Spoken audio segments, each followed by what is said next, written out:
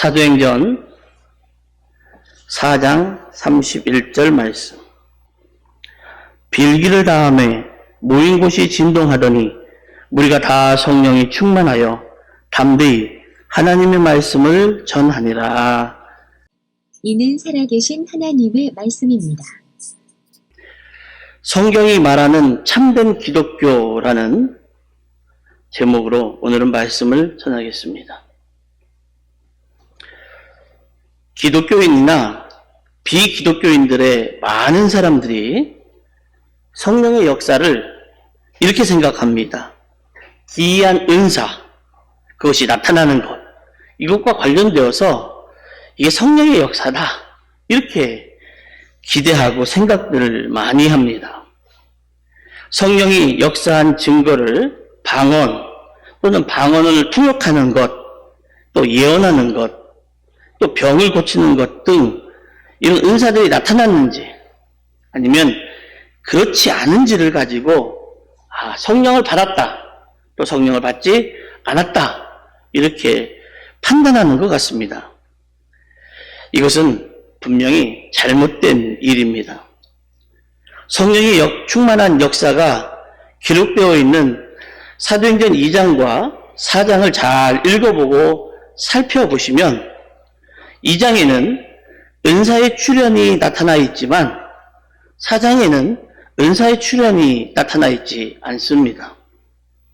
이것은 성령의 역사를 은사의 출현을 통하여 판가름해서는 안 된다라고 하는 참 중요한 메시지를 우리에게 말해주고 있다라고 보시면 되겠습니다. 사실 성령의 역사는 은사가 아닌 삶의 변화라는 관점에서 그 참된 가치가 좀 평가되었으면 좋겠습니다. 다시 말해서 성령 충만함의 여부는, 성령이 충만하다 이 여부는 영혼이 그리스도의 마음으로 변화되었고 성령의 열매를 맺고 그렇게 삶을 살아가고 있다는 것으로 판단이 되어야 된다는 거예요. 성경적인 참된 기독교인의 모습 또한 바로 이와 깊은 관련이 되어 있습니다. 성경이 말하는 참된 기독교인의 모습은 성령의 역사로 말미암아 회개하고 죄사함의 은총을 입어서 사랑, 희락, 화평, 오래 참음, 자비, 양선, 충성, 온유, 절제라는 성령의 열매를 맺는다는 삶을 의미하는 거예요. 이것을 다른 말로 한번 표현하면 내적 변화로 인해서 모든 외적인 의의를 성취하는 것, 좀 더 쉽게 말하면 내 마음이 하나님의 영으로 변화되어서 내 삶이 바뀌는 것, 이것을 말하는 거예요. 믿음의 역사와 소망의 인내, 사랑의 수고를 이루는 가운데 그리스도께서 행하신 것처럼 행할 수 있게 되는 것이다, 이렇게 표현할 수가 있을 것 같습니다. 그래서 좀 자세히 살펴보겠습니다. 첫 번째는 참된 기독교의 시작은 우리의 심령에서부터 시작이 됩니다. 기독교의 참모습의 근원은 어디 있을까요? 아름답고 정교하게 잘 갖춰진 조직이나 제도 혹은 예식을 떠올릴 수도 있을 겁니다. 하지만 성경은 단호하게 우리 심령의 변화, 이렇게 말합니다. 기독교의 참모습은 우리 심령의 변화로부터 시작이 되는 거예요. 다른 말로 하면 내 영혼의 구원 사건이죠. 여기서부터 기독교가 시작된다는 것을 의미합니다. 그렇다면 내 심령 안에서 일어나는 구원 사건이라는 것은 무엇을 의미할까요? 이것을 설명하기 위해서 구원의 과정이라는 다소 어려운 용어, 평소에 잘 듣지 않던 이런 용어들을 좀 들어봐야 됩니다. 이 용어는 18세기 초기에 내 영혼 안에 일어나는 구원의 사건을 설명하기 위해서 고안되었습니다. 단순하게 표현해보면 이런 거예요. 여러분도 한두 번 정도는 들어보셨을 회개, 칭의, 거듭남, 성화, 완전, 이런 과정을 일컫는 거예요. 이런 사건들이 우리 영혼 안에서 일어나면서 구원이 이렇게 완성되어 가는 겁니다. 여기서 우리가 특히 주의를 기울여야 하는 두 개의 국면이 있는데, 하나는 의롭게 여겨진다는 의미를 가진 칭의이고요. 다른 하나는 거룩해진다라는 의미를 가진 성화라는 단어입니다.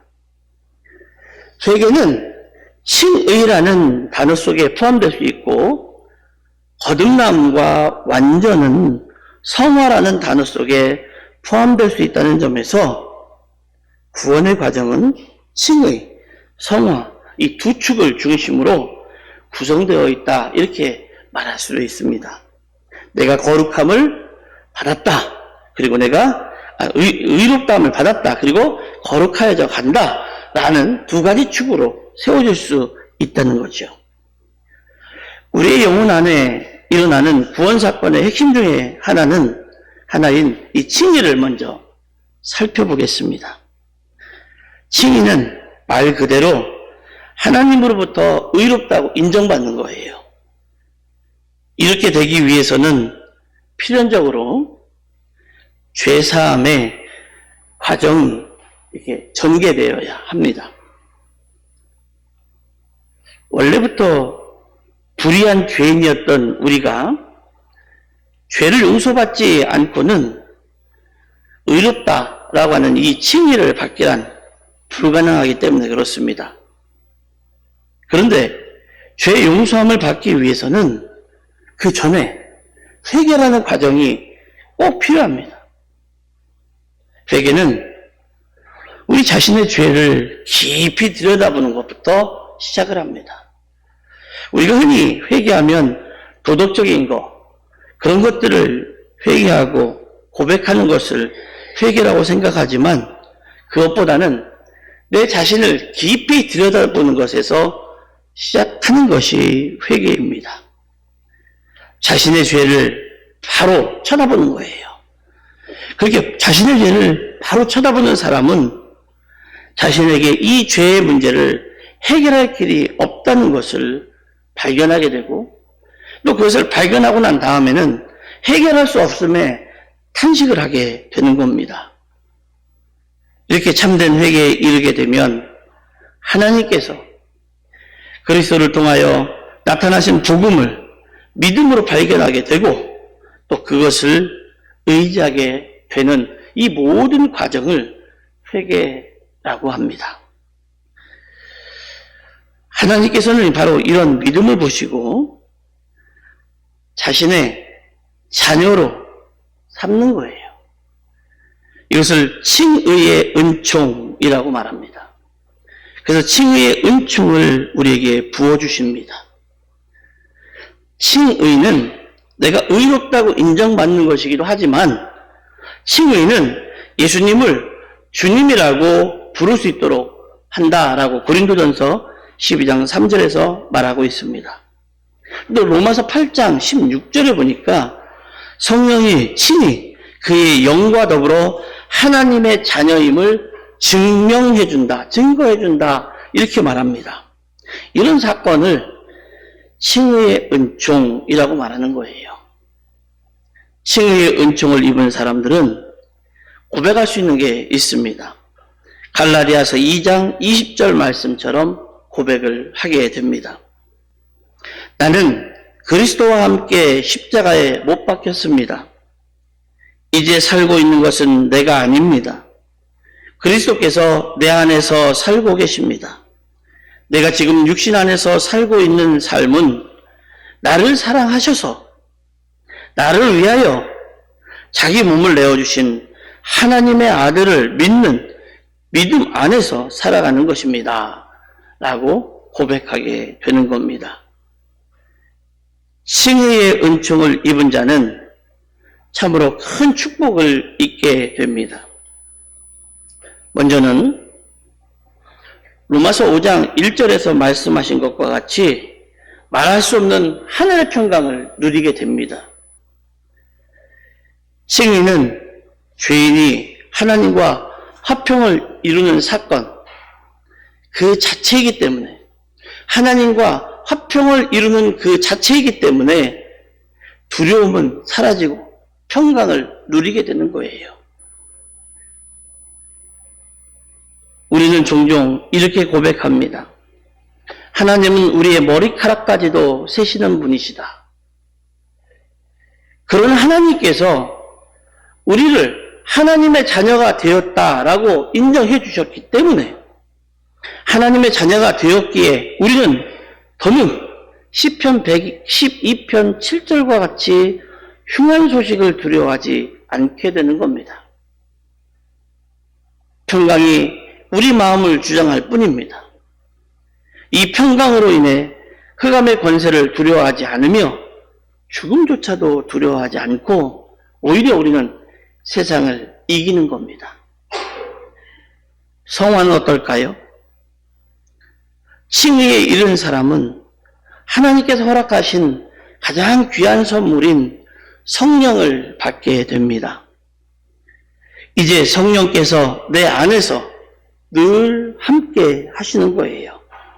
이것을 성령의 내주하심이라고 부릅니다. 성령께서 내주하시면서 복음을 믿음으로 의롭다고 인정받은 하나님의 자녀는 실제로 의롭게 거룩하게 됩니다. 이것을 뭐라고 하냐면 성화라고 부르는 겁니다. 성화의 첫 시작은 거듭나는 거예요. 거룩한 하나님의 자녀로 새롭게 태어나기 시작하면 그때부터 성화의 시작이 되는 겁니다.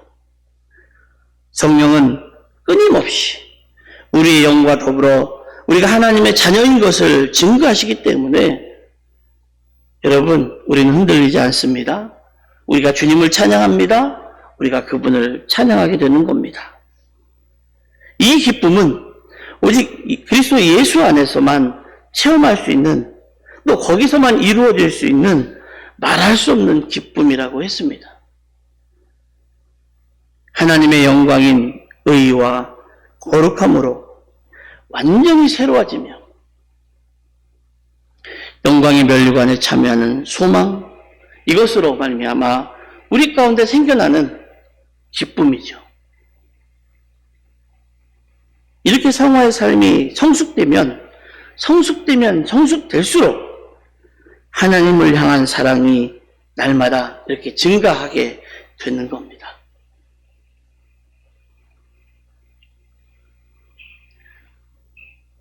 하나님을 사랑하면 할수록 이웃 또한 행함과 진실함으로 내 몸과 같이 사랑하게 됩니다. 이 같은 사랑은 사람의 외모를 가리지 않습니다. 악한 이들, 은혜를 모르는 사람들, 심지어는 나를 그토록 박해하는 사람들까지도 사랑하는 무차별적이고 무제약적인 이런 사랑이 우리 가운데 있게 되는 거예요. 이 하나님을 사랑하면 사랑할수록 그 사람에게는 하나님의 사랑으로 생겨나는 놀라운 변화인 거예요. 이 사랑은 우리가 잘 아는 고린도전서 13장에 기록된 그 사랑입니다. 여기가 성화의 완전한 단계라 이렇게 말할 수 있습니다. 그런데요, 이 모든 성화의 과정이 주님을 떠나서는 아무것도 할 수가 없다는 점에서 이 세상에 대해서 죽고 이 세상도 그에 대해서 죽은 가운데 이루어진다는 점에서 성화 또한 믿음으로 주어지는 은총이 되는 겁니다.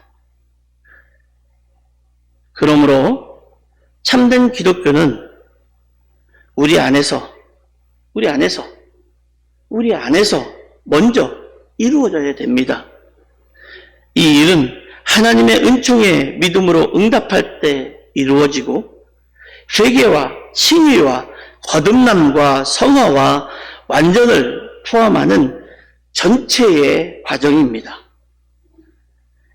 그런데 이 사건은 개인에게만 일어나는 것이 아니에요. 개인에게만 일어나는 게 아니라 이러한 놀라운 사건은 교회라고 하는 공동체 안에서도 이루어지고 확장되어 갑니다.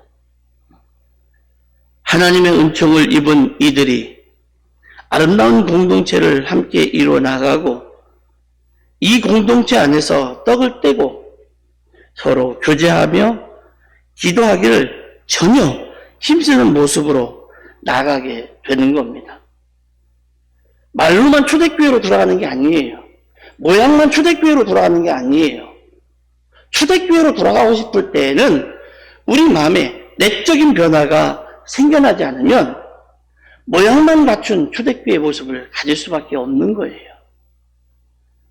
그렇기 때문에 개인에게 일어나는 이 사건이 우리 교회 안에서도 일어나고 우리 교회 안에서 일어난 이 사건이 여러분의 삶과 여러분의 가정, 여러분의 모든 것 안에서 늘 일어나야 되는 그 사건이 되는 겁니다. 두 번째는 참된 기독교는 확장되어 갑니다. 참된 기독교가 내 안에 이루어진 사람은 빛을 품는 사람과 같습니다. 이 빛은 말 아래 숨길 수가 없습니다. 만민에게 드러나야 됩니다.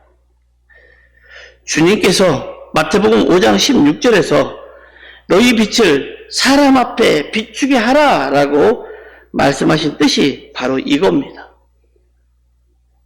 참된 기독교를 소유한 사람은 이웃을 내 몸과 같이 사랑할 수밖에 없어요.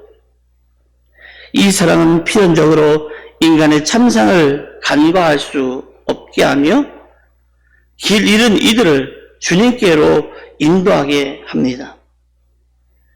다시 말해서 때를 어떤지 그렇지 못하든지 간에 복음을 전파하게 되는 겁니다. 복음 전파의 초점은 두 가지입니다. 하나는 사람으로 하여금 다가올 진노를 피하고 지옥의 형벌을 면하도록 중용하고 회개를 촉구해야 하는 일이고요. 또 하나는 죄사함을 받은 이들이 실제로 의로운 삶을 살도록 가르치고 권면하는 일이에요. 첫 번째 먼저 말했던 이 전자가 잠자는 이들을 깨워 그리스도의 복음 앞으로 인도하는 일이라면 두 번째 말한 후자는 이미 복음을 믿어 죄사함을 받은 이들에게 사랑과 선행을 끈기 있게 계속해서 하도록 권장하는 일입니다.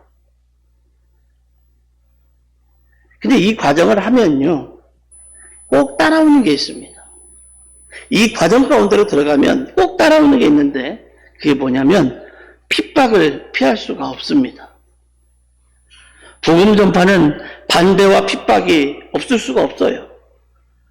참된 기독교를 소유한 그리스도인은 세상이 추구하는 삶의 방향과는 전혀 다른 삶으로 그 방향을 추구하는 사람들이기 때문에 그렇습니다. 이들은 세상의 악을 고발하고 세상의 쾌락으로부터 떠나라고 외칩니다. 이뿐 아닙니다.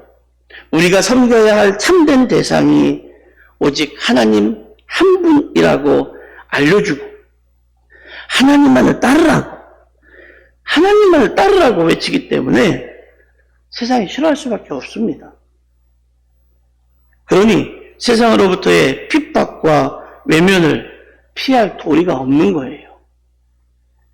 그러나 참된 기독교를 심령에 품은 사람들은 극심한 핍박 중에도 굴하지 않고 믿음을 지켰고 더 나아가 세상 한가운데에서 복음을 전하게 됩니다. 그래서 참된 기독교는 땅끝까지 확장되어 나갔던 것입니다. 세 번째는 참된 기독교의 완성은 반드시 이루어진다는 거예요. 그날은 반드시 우리에게 도래하게 될 것입니다. 복음이 땅 위에 완전히 덮을 때가 반드시 옵니다. 여호와의 전의 산이 모든 산 꼭대기에 굳게 서는 그때가 반드시 온다고 이사야 2장 2절과 4절에서 말씀합니다. 열방이 이새의 한 쌍으로 돌아오는 그때가 반드시 돌아온다라고 말씀합니다. 물론 지금이 그때는 아닐 수 있을 거예요. 많은 사람들이 지금이 말세라고 말하지만 성경이 말하는 그때는 아닐 거예요. 지금은 아직 그 시기가 아니지만 그날은 반드시 옵니다. 참된 기독교가 온전히 완성될 그때는 반드시 옵니다. 이 완성의 날이 오면 이사야 32장 17절의 말씀과 같이 영원한 평안이 강물처럼 흐르게 됩니다. 다툼과 전쟁이 사라지게 됩니다. 착한 사람이 어리석은 사람으로 취급되는 일이 더 이상은 존재하지 않습니다. 착취나 불공평도 없게 되는 것입니다. 이념과 사상이 서로 대립하지 않게 됩니다. 그때가 오면 의와 화평으로 서로 입맞추고 악을 행하는 이도 없게 되는 것입니다. 모든 이가 순결하고 서로 진실로 사랑하게 됩니다. 지혜의 말만 하게 되고 사랑의 법이 주재하는 세상이 됩니다. 사기치는 것이나 관계가 자리할 곳이 없고 거짓 없는 순전한 사랑만이 넘쳐나게 됩니다. 마음에는 오직 사랑과 하나님만이 존재할 뿐입니다. 다시 말해 참된 기독교가 완성되는 날은 곧 하나님이 친히 통치하시는 하나님의 나라의 완성이 되는 것입니다. 오직 여호와가 영원히 우리의 빛이 되고 오직 여호와가 우리의 영원한 영광이 되시는 그 날이 되는 겁니다. 결론을 말씀드리겠습니다. 우리는 자신에게 진지하게 물어봐야 합니다. 나는 참된 기독교 신앙을 소유하고 있는가?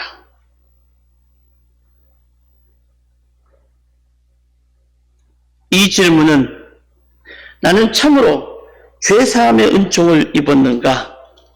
나는 성령의 충만함을 입고 하나님의 거룩함을 본받아 성령의 열매를 맺었는가? 하는 질문이기도 합니다.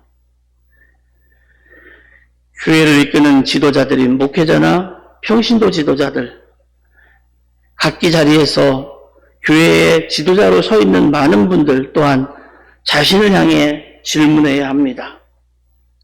나는 성령으로 충만하며 하나님의 형상의 빛을 드러내고 있는가? 거룩하신 하나님의 형상을 닮아 거룩함과 사랑이 넘치고 있는가? 성령의 열매로 가득 차 있고 심령이 온전히 하나님만을 향해 있는가? 사람들로 하여금 구원에 이르는 지혜를 얻도록 돕고 있는가? 하나님 나라를 이 땅에 이루기 위한 열망으로 가득 차 있는가? 사람들이 예수 그리스도를 알게 하는 일에 항상 초점이 모아져 있는가? 이웃을 향한 사랑의 실천을 가르치고 있는가? 사람들에게 참된 기독교를 증거하려는 소원은 가지고 있는가? 나에게 주어진 재능을 최선을 다해 이와 같은 일에 사용하고 있는지를 묻고 또 물어야 합니다. 불행히도 지금 우리는 참된 기독교에 대한 열망 자체도 없고 그것을 추구하려고 애를 쓰지도 않습니다. 지금 만들어져 있는 이 모습 그대로를 유지하고 싶어 하는 것이 현재 기독교는 아닌지 생각해 봐야 됩니다. 우리 안에서도, 교회 안에서도 성경이 말하는 참된 기독교를 발견하기가 어려운 시대입니다. 우리는 간절한 심정으로 엎드려서 기도해야 합니다. 우리 안에 참된 기독교가 세워지고 참된 기독교가 교회를 통해 땅끝까지 전해지며 마침내는 온전히 완성되어지도록 기도해야 합니다. 마태복음 14장 36절의 말씀으로 결론을 대신합니다. 주여 구원하소서, 당신에게만 이 모든 것이 가능합니다 라고 부르짖는 우리 한강 정동교회의 성도들이 되시기를 예수님의 이름으로 축원합니다.